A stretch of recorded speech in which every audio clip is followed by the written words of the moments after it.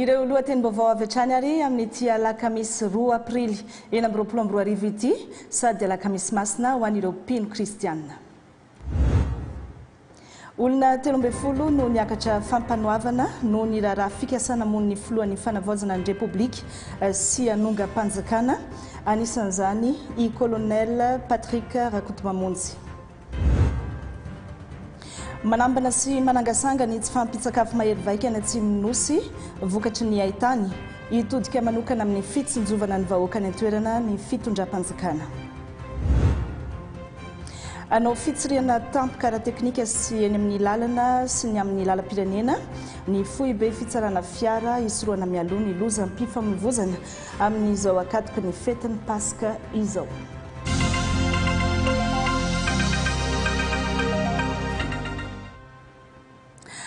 Miarahaba tompoko ary manasantsika rehetra naraka ny fampalalam-baovao hatramin'ny farany. Narantsika tao anatin'ny lohateny-baovao teo fa olona miisa 13 no noentina teo anoloan'ny fampanoavana ary natolotra ny mpitsaram-panao famitorana, olona voaroa tamin'ny fikasana mon'ny filohan'ny fanavaozana ny Repoblika colonel Mikael Randrenirina sy ny kiasa saika anao fanonganam-panjakana. Anisan'ny tafiditra ao anatin'ity raharaha ity ny colonel Patrick Rakotomamonjy. Toy izao ny fanazavana feno entin'ny tony mpampanolalalana eo anivon'ny fitsarana ambaratonga voalohany eto Antananarivo, Ramatoa Rakotoniaina Narindrana Valona.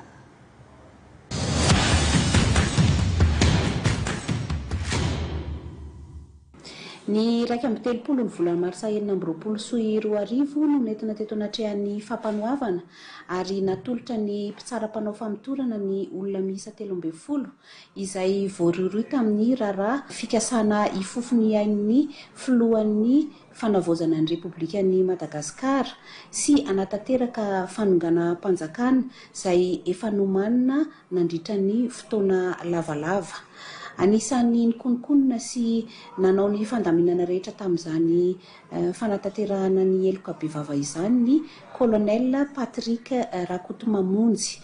Izany dia tamin'ny alalan'ny fikasana ifofo ny ain'ny filohan'ny fanavaozana ny Repoblikan'i Madagasikara. Tao anatin'ny fanadihadiana no nahitana ireo fifampiresahana izay ny fanaovan'ireo voapanga tamin'ny alalan'ny someso sy tamin'ny alalan'ny afatra miafina tany anatin'ny WhatsApp. Nandritra izany ihany koa no nanaovan'ireo voapanga sasany fiekekeloka fa ny vola 20 miliara ariary izay hita tao anatin'ny kontin'izy ireo no hoentina ampiasaina anatanterana izany eloka bevava izany. Mariana fa nanatanteraka fivoriana matetika ireo voapanga ireo ka tao anatin'izany no namolavolan'izy ireo ny paikady rehetra izay ho atao. Ny fisavana ny tranon'ireo voapanga dia nahita vola sy fitaovam-piadiana maro. Tsara ny manamarika fa nisy ireo manamboninahitra izay anisan'ny voaroa tamin'ity raharaha ity ary ao anatin'izany ny jeneraly iray izay efa nidina an-dalambe ka naneo ny fahavononany anao fanonganam-panjakana.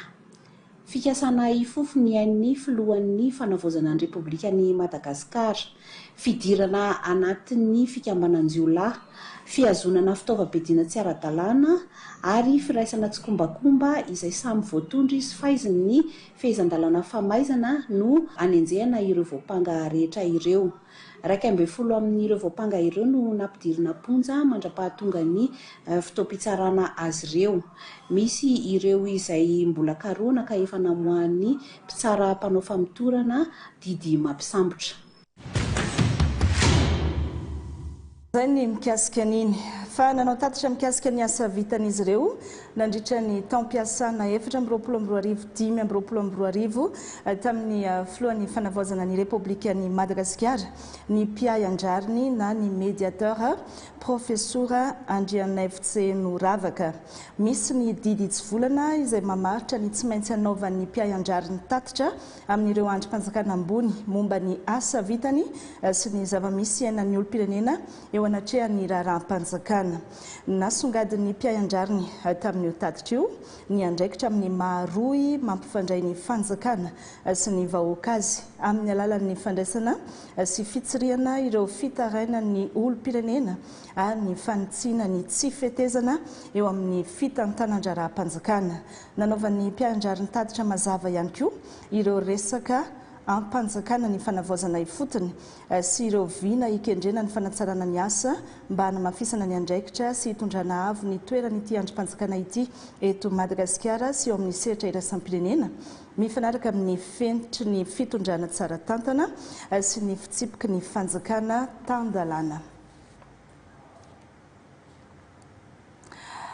Fa hitodika sy fantoka any amin'ny faritra atsimo nosy ny fitondram-panjakana manangasanga ny keresiny tsy fampitsakafo noho ny tsy fahafahana mamokatra vokatry ny haitany maromaro ireo faritra voakasika izany. Anao be midina ny atsimo nosy iny ireo tompona ndraiky mpanjakana maromaro miaraka amin'ny BNGRC amin'ny herinandro avy io araka ny torohevitra avy amin'ny filohan'ny fanavaozana ny Repoblika sy ny Premier ministre lehibe ny gouvernementa. Vola Farasoa, Joël Sandrandriamparany. Commune roa amby telopolo any amina distrika enina any amin'ny tapany atsimo nosy no fantatra fa efa ao anatina situation critique tratry ny faharefona ratsakafo araka ny vinavina navoakan'ny fanadihadiana IPC 4 no tateriny tale général ny BNGRC. Tsy manan-kohanina ireo mponina satria tsy mahavokatra ny tany noho ny haitany sy ny tsy fisian'ny orana. Amin'izao dia ny Anosy, Androy, Atsimo Andrefana,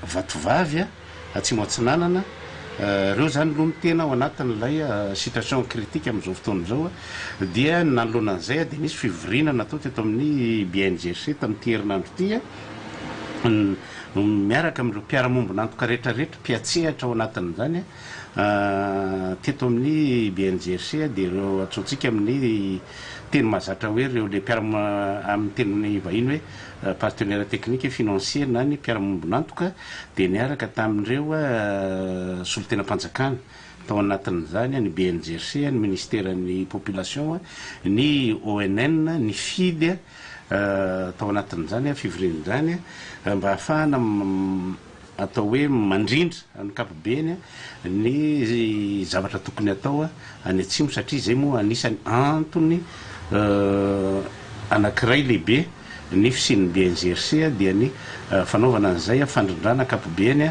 amina resaka action humanitaire eto Madagasikara. Tsy mangatakandro fa mandray andraikitra dian'izao ny gouvernementa mba tsy hitarany ity toe-javatra ity amin'ny herinandro io dia hidina any amin'ireo toerana voakasika izara fanampiana ratsakafo vonjomaika ny BNGRC sy ny ministeran'ny mponina araka ny toromarika avy amin'ny filan-kevitra ny ministra.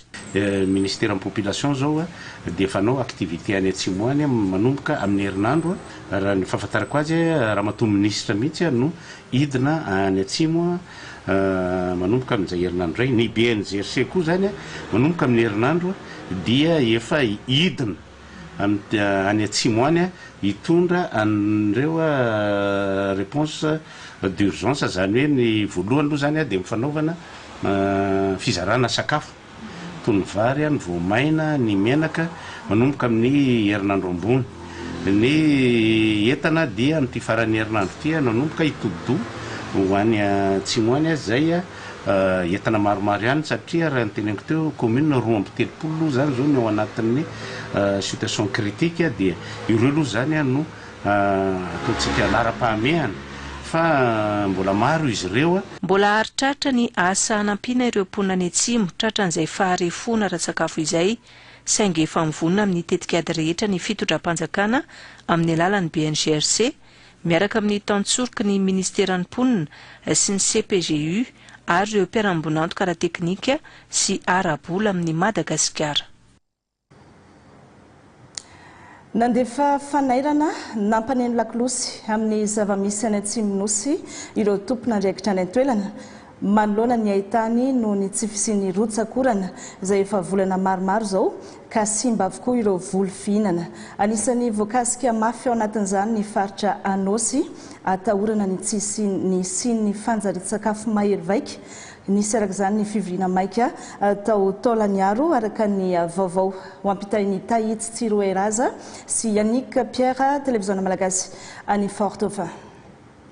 Anisan'ny faritra mbola mivelona amin'ny fambolena sy fiompiana raha ny faritra Nosy manokana no resahana. Vokatry ny tsy fisian'ny rotsakorana nandritry ny fotoam-pahavaratra nefa dia ahina mafy ny isian'ny mosary aty an-toerana satria raha ny zava-misy amin'izao fotoana dia saika maty avokoa ny fambolena izay nantenaina, eny fa na dia ireo vokatra mahatanty ny ainandro toy ny raketa azy dia hita fa maina avokoa. Komina maromaro ato amin'ny distrikan'ny Taolagnaro sy Amboasary Atsimo no efa tafiditra sahady anatin'ny faharefona amin'izao fotoana izao ka tsy niandry ela ireo tompon'andraiki-panjakana aty an-toerana izay tarihiny ny lehibe mifaritra Nosy sy ireo solombavam-bahoaka voafidy teto Taolagnaro sy Amboasary Atsimo fa nampiantso fivoriana avy hatrany mba hisorohana ireo loza mety hitranga raha toka mihitatra izao toetra raha izao. Saika tonga namalo ny antso avokoa ireo lehibe ny sampandraraha rehetra na miankina na tsy miankina. Teo ihany koa ireo avy amin'ireo tetikasa rehetra miasa aty an-toerana sy ireo sampana miahy ny mahaolona ary mijery ny ara-tsakafo avy eo anivon'ny firenena mikambana. Nisy arak'izany ny afatra entitra izay nataony lehibe ny faritra amin'ny amoahana vahaolana farak'izay faingana farafatarany ny zoma ho avy izao ary ao aorian'izay dia miroso avy hatrany amin'ny fampiarana eny fotony. Na dia aza nefa izany dia tsara ho marihina fa efa misy sahady amin'izao fotoana izao ny tantsorika izay ataony eo anivon'ny ORN sy ny PAM manodidina ny distrikany Amboasary ary efa manao izay ho tratriny ihany koa ny avy eo anivon'ny Sud Madagasikara izay efa manampy ireo tena voamafy ato amin'ny distrikany Taolagnaro sy ampahany ao amin'ny distrikany Amboasary Atsimo izay mamatsy tokantrano miisa 7 izay ny mikasika ny any Atsimo Nosy. Tokony ary ilaina ampidirina anatin'ny politika ankapobeny fanjakana ny tombambidin'ireo otrikairena voajanahary eto amintsika.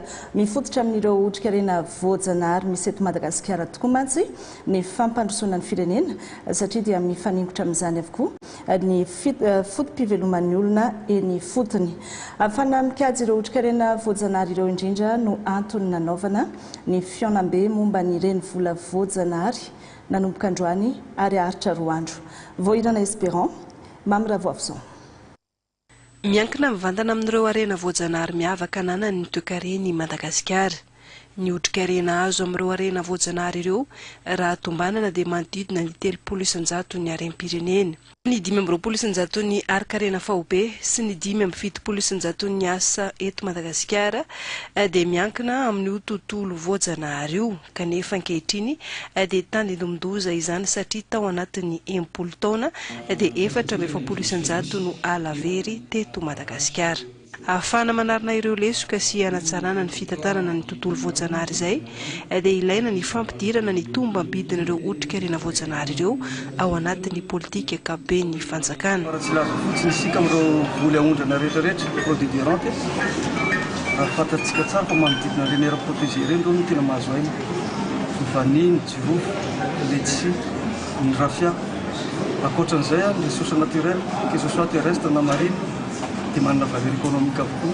Ny crème sy ny rehetrarehetra tsy afaka velo raha ohatra ka simba ny tontolo an-dranomasina izay velomana. Izany rehetra izany dia mametraka fa manana lanja lehibe ho an'ny fampandrosoana ny firenena ny capitale naturelle. Mila beazina hatrany fotony ka hatrany amin'ny université ny mpianatra hametraka tsara ny lanja izay izay maha développement durable développement durable tsy anio ihany fa ny mbola tsara izay.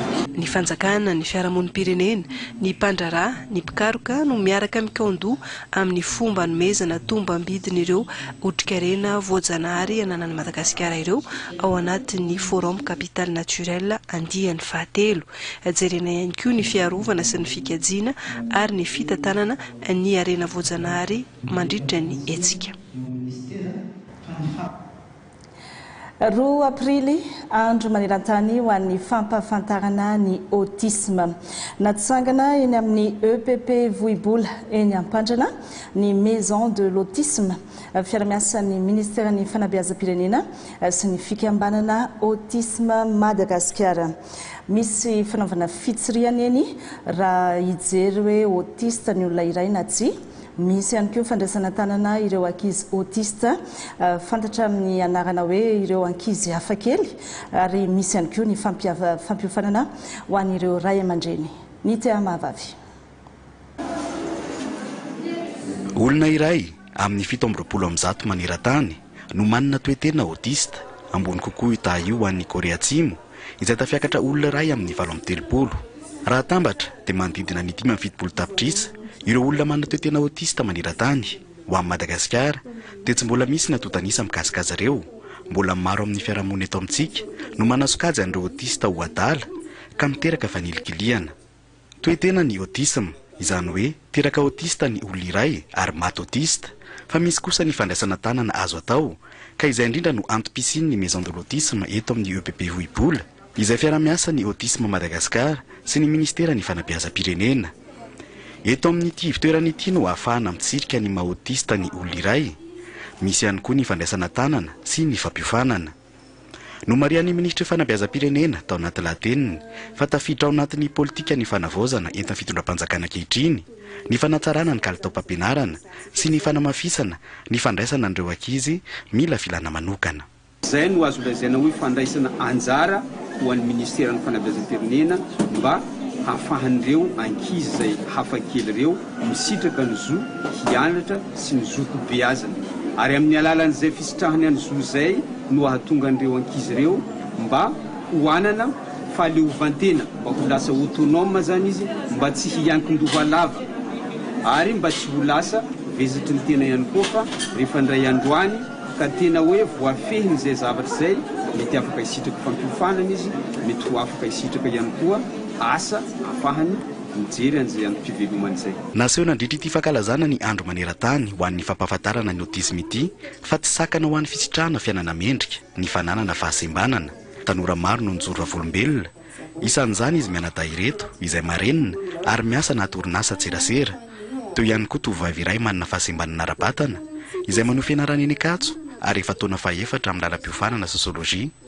Ary farany reny mpianakaviana autiste no sady manan-janaka autiste izay mitantana ny orinasany manokana. Tsy nijanona teto amin'ny EPP Vohibola eto Ampandrana ihany ny fanamariana ny daty ny 2 Aprily fa nitoy tamin'ny fanomezana toerana manokana sy boky maro mikasika ny autisme teto amin'ny tranomboky munisipaly Analakely.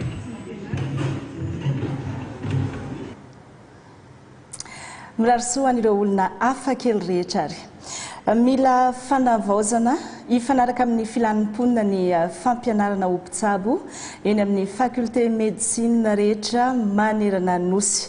Nisy ny séminaire pédagogique national niarahana tamin'ireo manampahaizana manokana avy any ivelany na ahafahana nandinika ireo teboka rehetra mila fanavaozana sy fanatsarana eo amin'izay fampianarana ho mpitsabo izay. Andomavao nataony Olivier Andremololo-Miaja sy Aja Razafy ny mpiasa. Nahatonga an'izany ia dia tao anatin'ny fahatsapana, tao anatin'ny taona vitsivitsy fa tsy tena mamaly amin'ny ankapobeny ny filanin'ny ministera amin'ny fahasalamana na ny vahoaka malagasy zany ny traikefa sy ny fifana omena an'ireo dokotera ireo eo anivon'ny tsapa-pampianarana zany tsy midiko hoe tsy may ireo dokotera tsia fa le hoe tena mamaly tanteraka n'le izay filan'ny mpiarabelo zay ty Madagasikara zany no hita fa misy leso dia zay no nahatonga an'izay séminaire zany anaovana an'izay réforme zay.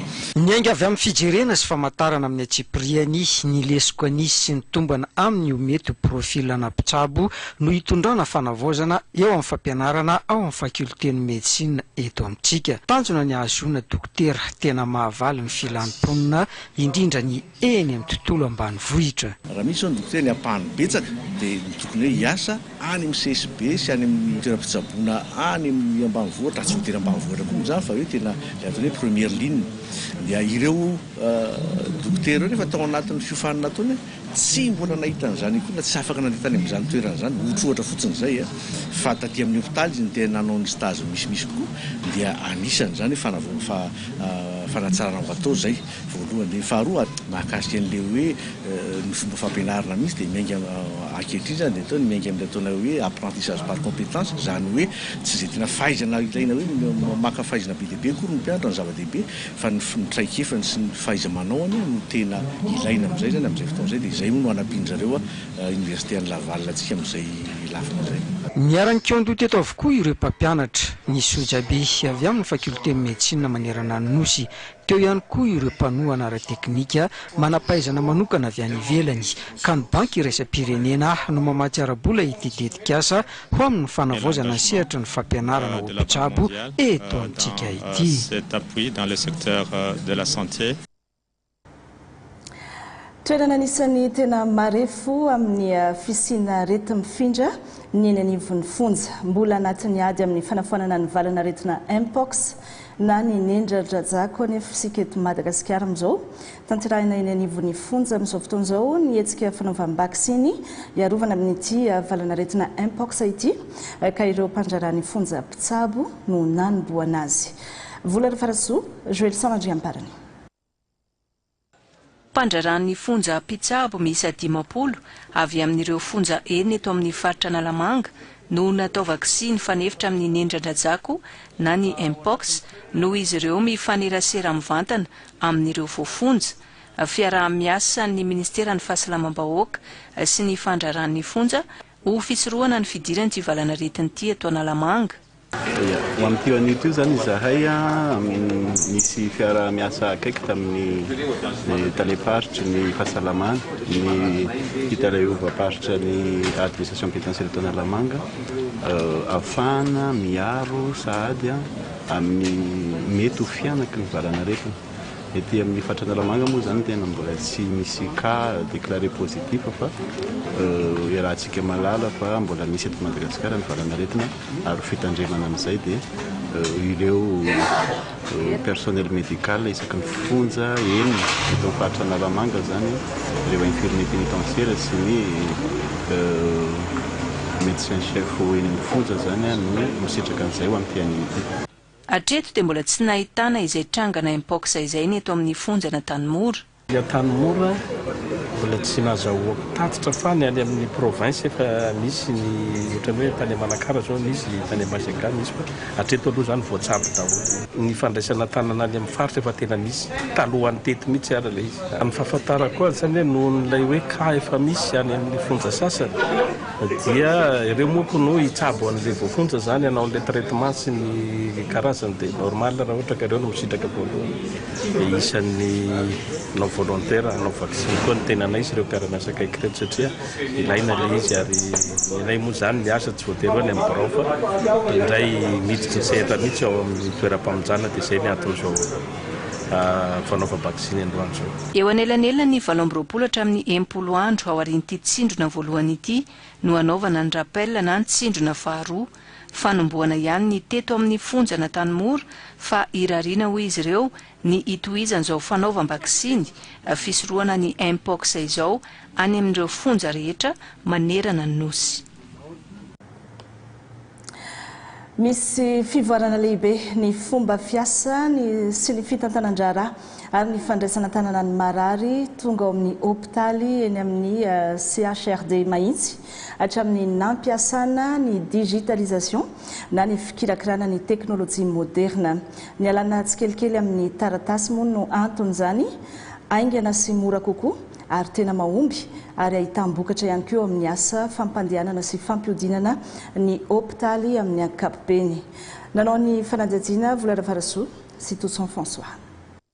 Manamora ny fitantanana ny ara-bola sy ny fikirakirana ny antotanisa ary mampivoatra kokoa ny fomba fandraisana ny tanana ny marary ny fampidirana ny digitalisation eto amin'ny hôpitaly CHRD Mahitsy. Ny digitalisation moa zany io no entina voalohany anatsarana fandraisana ny marary anatsarana koa anamorana ny fanaraha-maso ny fahasalaman'ny marary anamorana ihany koa ny fijerena ohatra misy fitadiavana mahakasika an'izay marary zay zany hoe voalohany ny circuit zany atao anatin'ny hôpitaly moramora koa ny miorienté an'ilay marary rehefa anatin'ny ataontsika digitalisation zay dia fanjarana makabe zany tsy mivezivezy tsony no marary fa tonga dia fantatra hoe aveto izy a dia mankaria dia ny mpiasa anatin'ny hôpitaly amin'ny alalan'ny digitalisation no miorienté azy mahakasika an'izay. Reo ngamba raha ohatra ka hoe avoezina ny ataontsika hoe tombotsoa mikabeny mahakasika ny fisian'ilay digitalisation. Ankoatra ireo dia efa ao anatin'ny tetikasa ezaka ny fanatsarana ny foto-drafitrasa anatiny sy ny fikolokoloana ny zaridaina ivelany eto amin'ny hôpitaly sy HRD Mahintsy. Eo ihany koa ny fanavaozana ny fomba fandraisana ny marary sy ny fanomezana torolalana ho an'ireo tonga hizaha fahasalamana na koa hiditra hôpitaly. Tetikady vaovao napetraka anatratrarana ilay teny filamatra hoe fitsaboana manakaiky vahoaka. Lafim-vaovao hafa misy tetikasa vaovao entin'ny délégationna eo anivon'ny Tunisie Africa Business Council na ny TIBC izay mandalo eto Madagasikara amin'izao fotoana izao anatin'ny iraka izay ataon'izy ireo aty Afrika mikasika ny sehatry ny indostria, ny fahasalamana sy ny fampiofanana arak'asa. Fantatro nadritra ny fionan'ity délégationna ity tamin'ny tompona andraikitra teo anivon'ny EDBM niaraka tamin'ny chambre de commerce Tunisie Madagascar ary teo ihany koa ireo mpisehatra eo anivon'izay fandrarana sy ny tontolon'ny indostria izay. Milay Andrianjafy nandiana Zafindramaro.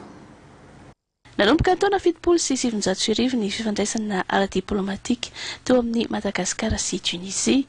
Ny ampy izany nanomboka ny taona 14 teo amin'ny sehatry ny fifanakalozana ara-baritra. Ho ateveny izany amin'ny alalan'ny fahatongavana ireto délégationna tunisienne avy amin'ny Africa Business Council ireto sy ny chambre de commerce Tunisie Madagasikara. Marihana fa mbola ambany ny tahan'ny fampiasam-bola ara-baritra eto Madagasikara, $25 eo amin'ny sehatry ny fanondranana ho an'ny Tunisie ary $3.3 ho an'ny Madagasikara. Efa misy ireo tetikasa heverina ho apetraka eto Madagasikara. Tunisie raha teo manana traikefa amin'ny fahaiza-manao indrindra eo amin'ny sehatry ny industrial, mekanika, ny elektrika, ny automobile, ny pharmaceutique sy ny sisa izay ezahana ampitomboana eto Madagasikara ao anatin'ny fiara-miasa eo amin'ny firenena aty amin'ny faritra atsimo. Fa manana finavinana tetikasa zareo matoa tonga eto amintsika zany ary efa miditra anatin'ilay phase de prospection izy ireo iona amin'ireo tompona andraikitra sasokajiny indrindra miaraka amin'ny membre de gouvernement malagasy. Zava-dehibe zay satria efa nisafidy izy anisan'ny niteneniny teo amin'ny sehatry ny industriel anisan'ny matanjaka ary afaka manao an'izay les transferts de technologie zay raha midévelopper un secteur industriel eto amintsika zany. Ny sehatry ny santé ihany koa ary ny sehatry ny formation professionnelle ny sehatry ny textile ireo zany anisan'ny sehatra miintéressé an'zareo ary tonga mihitsy izy mijery zany ohatra ny ahoana ny cadre hiasana ao anatin'izany na réglementaire na ny ataontsika hoe ny foto-drafitrasa izay misy ahafahan'zareo manao an'izay projet d'investissement zay. Io dia marihana fa iarahana amin'ny sehatra tsy miankina zany eto amintsika izay fiaraha-miasa izay hoentiny zareo avao amin'ny TABC zay. Dia ny délégationna tunisienne tafiditra ao anatin'ny iraka manodidina 7 taona Afrika izay sambany fa tsy ho farany ho an'ny Madagasikara. Misokatra amin'ny fomba ofisialy nanomboka androany ny Barea Hotel etsy amin'ny kianja ny Barea etsy Mahamasina. Tahaka ny trano fandraisam-bahiny rehetra dia ahitana ny pitsopitsony mifanaraka amin'izany moderna ary raitra na ny fitaovana na ny foto-drafitrasa ao amin'izany Barea Hotel izany. Misy sokatra ho an'ny mpanjifa rehetra tsy ankanavaka ny Barea Hotel.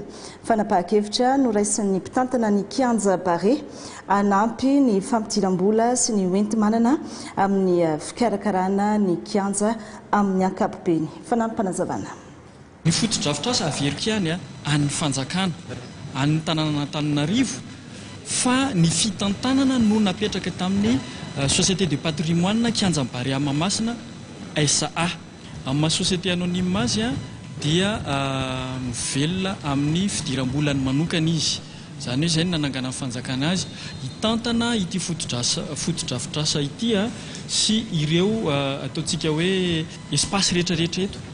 Dia ireo espace ireo zany no fidiram-bola ny kianjam-barea Mahamasina tsy manana izahay eto amin'ny kianja fidiram-bola ankoatra ny fampanofana ireto toerana reto ao anatin'izany zany izao hôtel zao efa nisy ny hôtel hatramin'izay ny foronan'ny kianja ty kianjam-barea ty saingy amin'ity anio ty izy voasokafana amin'ny fomba ofisialy sy hatramin'izay izy tsy nampiasaina mihitsy dia noho izay fampidiram-bola izay ezaka ataon'ny kianja zany ampidiram-bola ampiodina ny zavatra rehetrarehetra no isany nandraisana ny tanana izao fanokafana izao.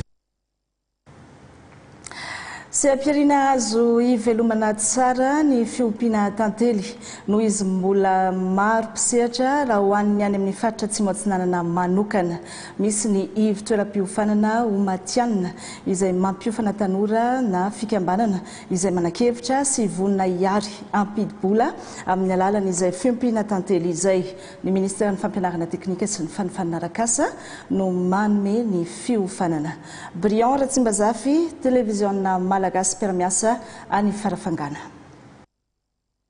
Azo velomana tsara ny Saint-Pierrina tantely araka ny nambaran'ity tovolahy iray izay nivoaka avy tao amin'ny ivy toeram-piofanana Omatianina tao ampanarena kaominina ny Anosy Tsararafa raha ampitahaina amin'ireo Saint-Pierrina maro lafy aty amin'ny faritra Semo Atsinanana ary mbola malalaka tsara ny sena ao anatiny. Nanomboka anazy zany tamin'ny 2021 natomboka tamina tohatra roa izy tamin'ny 2023 zany izy efa tafiditra aty amina tohatra 5 fa amin'izao izy efa tafiakatra 70 isany tohatra tanteliko amin'izao fotoana zao. Mahazo agny amina 500 litatra anatin'ny taona raiky. Varotako ny litatra zao avala arivo ny hitako hoe mba farana ambony aminazy. Ny safidiny hiompy tantely ireto fikambanam-behivavy eto Farafangana rehefa navita ny fiofanana tao amin'ny centre de formation professionnelle ka nanao fampiarana tety ifotony. Nasarika anay fiompiana tantely satria la mahita ny senam-barotra ny tantely koa iay zany da agnisan'ny tadiavin'olo koa ny tantely. Da izy koa raha bazava baovao zany kisakoragny ny sehatra maro samihafa efa samy be mpagnano. Misy ny fanaramaso akaiky ataony eo anivony fitalevaparitry ny fampianarana teknika sy ny fanofanana Arakasa Atsimo Atsinanana aorian'ny fiofanana. Dia zay tsy mijanona amin'ny manofana ihany jerenay ny toerana anaovan'le fampiarana sy ny niofanany dia évaluena eo izy ary mbola encadrena koa izy mitanjona manofana an'ireo tanora sy akanavaka mba hiavotra ahafany mamely tegna satria ny olo aby sy mpiasa mpanjakana agnaby. Naneo hevitra mikasika ny fahitan'ny raharam-pirenena ankapobeny ara-politika, ara-sosialy sy ara-ekonomika ireo mpisehatra sy antoko politika ao anatin'ny vondrona ampandrana. Lohahevitra maromaro no nodinian'izy ireo nandritra ny fiaonam-be teo amin'ireo mpikambana androany maraina. Teny an-toerana nanatrika izany ihany koa ny namana Miray Andrianjafy sy Feno Randriamalala. Finatohina no entina ao Madagasikara. Fantany napetraka tato anatin'ity fiaonam-bean'ireo mpisehatra sy antoko politika malagasy ao anatin'ny vondrona ampandrana io. Fantaniana mba tsy hisian'ny krizy miverimberina intsony eto Madagasikara izay nanomboka ny taona 2007 sy 2009 manoloana ny resaka capture d'état eto Madagasikara na adika hoe vondrona manokana na olona mifehy fanjakana ho tombotsoa manokana. Thème matelo no velabelarina manodidina zay capture d'état zay dia ny hoe ny resaka zay malaza amin'izao fotoana zao moa dia resaka vola ty zao hoe ny vola taty amin'ny banque centrale hoe ampidinina ny valeurany iny zany dia horesahana ihatra natao hoe ny momba ny vola satria ny souveraineté nationale dia ekina ny toe-karena ary toe-karena dia miankina be koa amin'ny resaka vola. Ny tsatraka faharoa dia hoe inona ny forme de l'état izay everina fa ampandroso antsika malagasy ary ny fahatelo dia ny hoe ny fahatelo zany dia ny hoe ohatran'ny ona ny fisehoan'ny capture d'état rehefa atao no zay resaka zay. Ny tanjonay dia zao mamory ny raha hitanareo zao mpanao politika maro ny eo maro mihitsy ny eo dia tsy nanavaka mihitsy zay. Ny eritreretinay zany dia hiteny amin'ny mpanao politika hoe azany resaka politika aloha natao lola arana tsy tsisy fidiahana ny lola arana marina fa ilaina fifidiana raha anisany resantsika amin'ny fondation fifidiahana tsy io ny lola arana fa ahoana aloha inona ny vina zay iraisantsika anaovana Madagasikara vaovao dia izay dia rehefa tavavoaka izay dia anjara amin'ny mpanao politika sy ny atoko politika manakendry an'izay manao sosikevitra atongavana amin'izay tanjona hoe inona ny fanjakana takiny inona ny laintsika inona no atao mba tsisy ny capture d'état. Ary amarantsika ny fampalalam-baovao efa manomboka ny hetsika fitsiriana tampoka ara-teknika sy ara-taratasy ho an'ireo fiara sy moto mivezivezy eny amin'ny lalana sy ny lalam-pirenena rehetra akatoky ny fetiny Pasika tokoa isika amin'izao fotoana izao ka efa miomana sady amin'ny fisorohana ny lozam-pifamoivoizana mety hitranga ny eo anivon'ny foibe fitsarana fiarakodia. Maromaro ihany koa ny hetsika izay ataon'izy ireo ankoatr'izay resaka fitsiriana tampoka izay Olivier Andremilolo mihaja ajarazafy ny mpiasa. Hamafisina ny fitsiriana tampoka ara-teknika eny an-dalambe amin'ny lalam-pirenena rehetra manerana ny nosy. Hamafisina ihany koa ny fepetra fanaraha-maso ara-teknika sy ireo taratasy ny fiara mivezivezy sy na fiara manokana na fiara mpitatitra sy ny kodiaran-droa izay mivoaka na miditra ny renivohitra. Izao hetsika izao moa zany dia hetsika manerana ny nosy, izany hoe samy mandray ny tandrify azy daholo ny eraky ny faritany ka ao anatin'izay dia fampatsiahivana angambany no tiako tsindriana manokana. Voalohany indrindra ho antsika izay mijanonjanona eny amin'ireny sisiny arabe rehetra ireny, na io le miala sasatra kely na mijanona mihitsy. Fidio tsara re tompoko ny faritra malalaka mba tsy hisian'ny loza. Ankoatran'izay mafisiko manokana ho an'ireo mpitondra kodiaran-droa tsy fanaovana korsa ny arabe, famonotena izany. Faharoan'izay oka ary ajanony tanteraka ny alkôla sy ny zava-mahadomelina rehefa hikasika sy amily an'io kodiaran-droa io ianao. Ny fiarakodia koa moa zany etsakilany ihany koa. Isy ihany koa zany ny fanomezana fahafapo ny mpanjifa ka misokatra ny tamin'ny sabotsy te moa zany ny ireo ivitoerana fisana fiarakodia dia misokatra ihany koa amin'ny asabotsy 4 avril zao mba hanomezana fahafapo ny mpampiasa lalana rehetra sy isika izay misehatra amin'ny eny an-dalambe eny. Pasika Irentoza ny tanjona ho an'ny foibe fitsarana fiarakodia ary manentana ny mpampiasa lalana rehetra izy ireo mba ho mailoatrany hampanjaka ny fifandeferana ho fisorohana ny loza. Mialohan'ny sarantsika dia andeha ho tsahivina vetivety aminao ireo vaovao nisongadina tato anatin'ity vaovao an-tsara ity. Olona 13 no niakatra fampanoavana no ny raha fikasana amon'ny filohan'ny fanavaozana ny Repoblika sy fanongana mpanjakana ka anisan'izany Colonel Patrick Rakotomamonjy.